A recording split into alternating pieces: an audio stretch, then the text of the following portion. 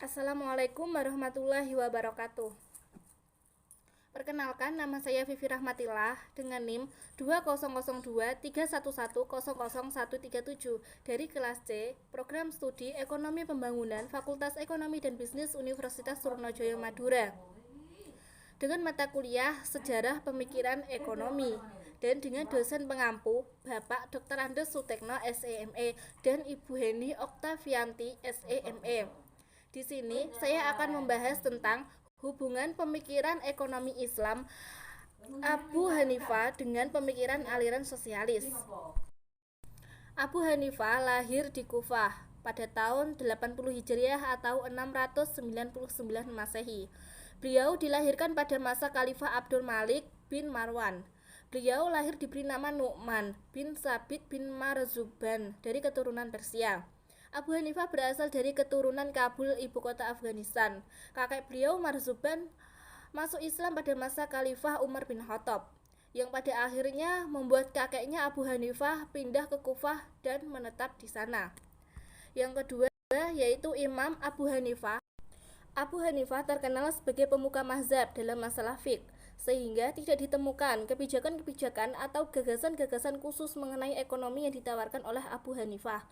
Namun, ia mengemukakan banyak pendapat dalam akad-akad muamalat dalam segi pandang fiqh. Adapun salah satu pemikiran ekonomi Abu Hanifah yaitu sebagai berikut. Akad salam.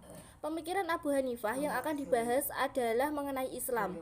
Abu Hanifah sepakat dengan ulama lainnya mengenai syarat Islam yang 6 sebagai berikut. Harga barang harus diketahui jenisnya, apakah dengan uang atau dengan barang berharga lainnya. Yang kedua, yaitu harus diketahui harga pastinya. Yang ketiga, menyerahkan harga sebagai modal pedagang harus dilakukan di majelis akad.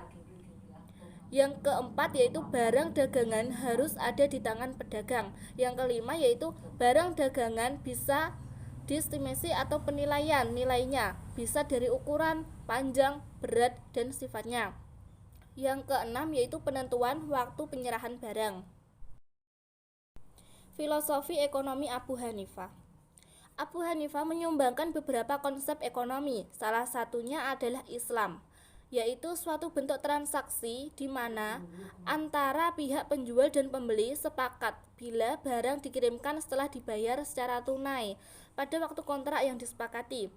Abu Hanifah mengkritisi prosedur kontrak tersebut yang cenderung mengarah pada perselisihan antara yang memesan barang dengan cara membayar lebih dahulu dengan orang yang membelikan barang.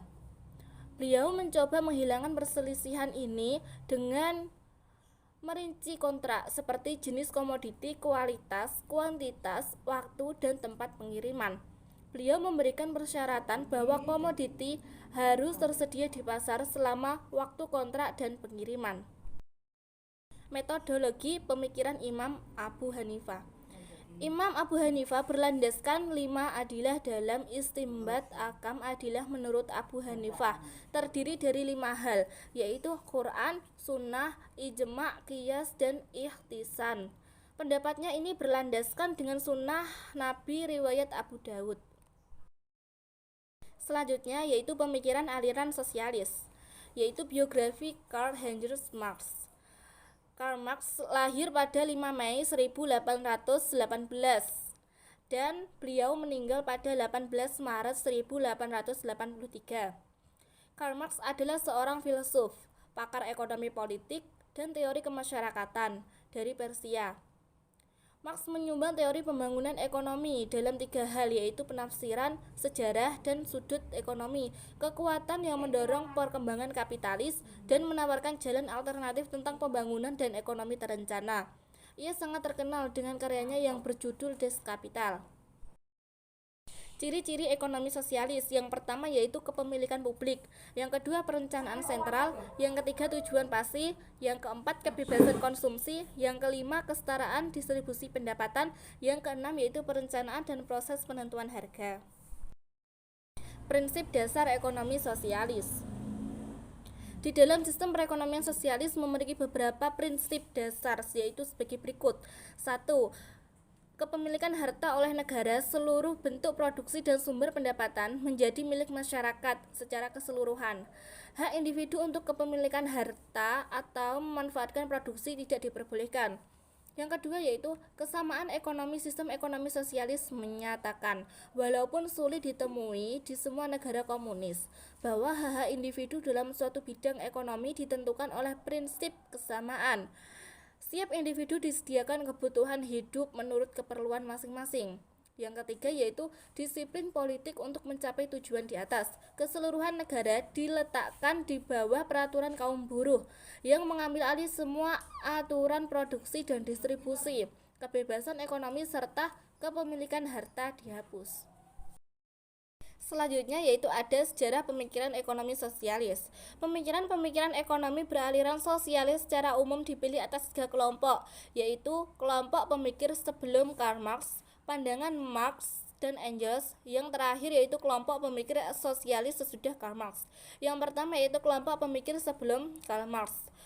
Pemikiran sosialisme sebelum Marx bersifat utopis atau khayal, dan mereka mencoba merealisasikannya dengan membentuk komunitas-komunitas bersama. Yang kedua yaitu ada pandangan Karl Marx. Dari sekian banyak pakar sosialis, Karl Marx dianggap paling berpengaruh dari segi teoritis. Banyak pakar dan pemikir ekonomi yang mengakui bahwa argumentasi Marx sangat dalam dan luas. Teori-teorinya tidak didasarkan pada pandangan ekonomi saja, tapi juga melibatkan moral, etika, sosial, politik, sejarah, dan falsafah. Yang ketiga itu ada kelompok pemikir Karl Marx. Pada kuarter pertama abad ke-20, pemikiran-pemikiran Marx dan Engels dimodifikasi oleh Lenin. Lenin mempunyai cukup alasan untuk melakukan revolusi di Rusia yang dikenal dengan revolusi Bolshevik pada tahun 1917. Terdapat beberapa faktor yang mendorong munculnya ekonomi sosialis, yaitu karena adanya revolusi industri. Yang kedua, bangkitnya kaum borjuis atau majikan dan kaum proletar atau buruh. Yang ketiga yaitu munculnya pemikiran baru yang lebih terpelajar dan lebih rasional dalam kehidupan manusia. Yang keempat yaitu adanya tuntutan-tuntutan berlakunya demokrasi dari hasil revolusi Prancis. Selanjutnya yaitu ada pemikiran Karl Marx.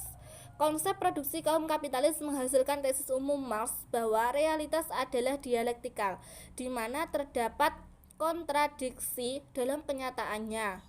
Istilah dialektika didasarkan dari pengalaman sehari-hari dalam dialog.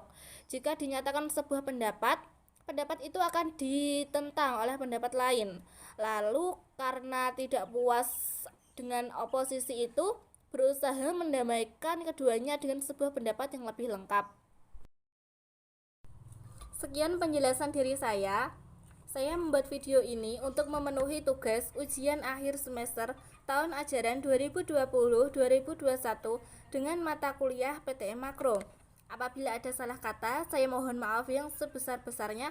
Saya akhiri. Wassalamualaikum warahmatullahi wabarakatuh. Terima kasih.